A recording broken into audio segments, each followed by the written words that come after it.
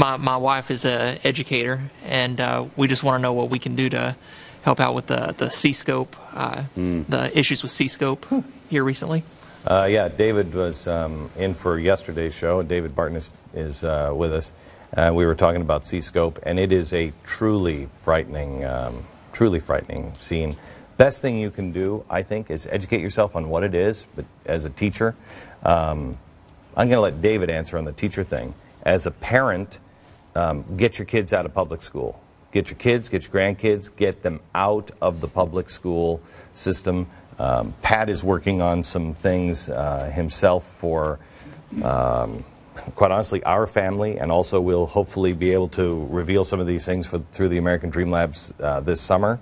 But start connecting with like-minded people and parents, and do not let another day go by with your kids being indoctrinated. As far as teachers, David, what can they do? A couple of things. If you're in a smaller district, it's going to be easier to work with. If you're a larger district that has curriculum directors, you've got to work with their curriculum director.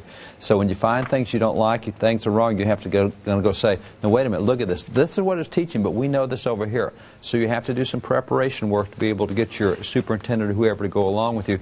But you have plenty of latitude in the classroom. Sometimes administrators don't like that. You ought to teach the kids what's right, period, straight out. And it's not going to be in CSCOPE in a lot of ways. We also have, at least in the state of Texas, we have people like Senator Dan Patrick who are on it. That's right. Understand it, and are not going to let it stand. That's right. I mean, I just had this, I think it was kind of a mini revelation here recently. I asked Pat if he remembered the first time we talked about ever moving to Texas. And this was how long ago, Pat? A couple of years, 3 years? 3 years, maybe 3 or 4 years ago. And it stemmed from a story that we read about how education was being twisted in Texas. And it was about the Alamo. You weren't allowed in one district. You couldn't teach it. You couldn't teach the Alamo because it was oppression. And I said on the air, I said, we cannot lose Texas. If we lose the education in Texas, we lose the entire country. It's over. And I said on the air, I'll move to Texas if I have to.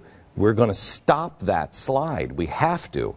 And as this CSCOPE thing started to come up, and I don't remember what it was, just a couple of weeks ago, I said to Pat, I said, oh my gosh. That's it. This may be why we're here. It may be not for anything else other than hold the ground in Texas. Just hold the ground. Glenn, let me add one more thing to that as well, because in every state you're going to have State Board of Education members. In Texas, we elect them. Our State Board of Education is twice the size of a congressional district, and we still consider that a down-ballot race. Nobody knows who their State Board members are. The reason we have been able to prevail in Texas is for several years we've been really working at getting good-minded, constitutional, God-fearing people in office. Every state needs to focus on their State Board of Education, not just local boards, but state boards, because they'll be the ones making the call in this in every state. Great. Thank you. For far too long, I think we've concentrated on national races, senatorial races, maybe some U.S. congressional races, and we forget how important those school board elections are. We forget how important the local elections are, and they're the ones that affect us the most. And so we got to come to grips with that again. And Diane Lockridge, who's on the set here somewhere, where are you, Diane? She's got a nice follow-up to this. Hi, great Diane. question about CSCOPE. About CSCOPE, yes. Actually wrote it down. She came prepared. I don't think I have it down here, but I think it was. We know that CSCOPE is part of the Texas environment. Right. Is it going by a different name in other states? David, can you answer that? Yes, it does, and every state has their own name for it. Now, a lot of it is found in what we call Common Core, which is a national attempt to impose standards on everybody, but that's the biggest generic name. But state by state, this stuff is in every single state. Okay. That's the key here, is that's what the administration is pushing, is Common Core. And they have reached out to CSCOPE, and CSCOPE said, no, we don't want to be a part of your Common Core. But they're doing it anyway. The administration, correct me if I'm wrong, the administration is using all of this stuff, and it is going to all 50 states in the next 12 to 24 months, right? That's where it's headed. There's been about 3 states so far who have backed out and said, we don't want to be part of this, we're not going to be part of Common Core. They're having that fight right now today in Oklahoma, whether they will be or won't be. You have to back out. It's got to be backed out. You've got to get out of Common Core. And the other really fun thing about Common Core is they're tailoring, right now, they're starting to tailor the ACT and the SAT to the Common Core curriculum so that the only way your kids are going to get into college is to know the Common Core. And that is fine with me. That's it. If my kids are rejected for all colleges, I will be so happy. I don't want them. But there's an awful lot of people who still want their kids in college. Yeah, well, you know, at least to try to find a conservative college.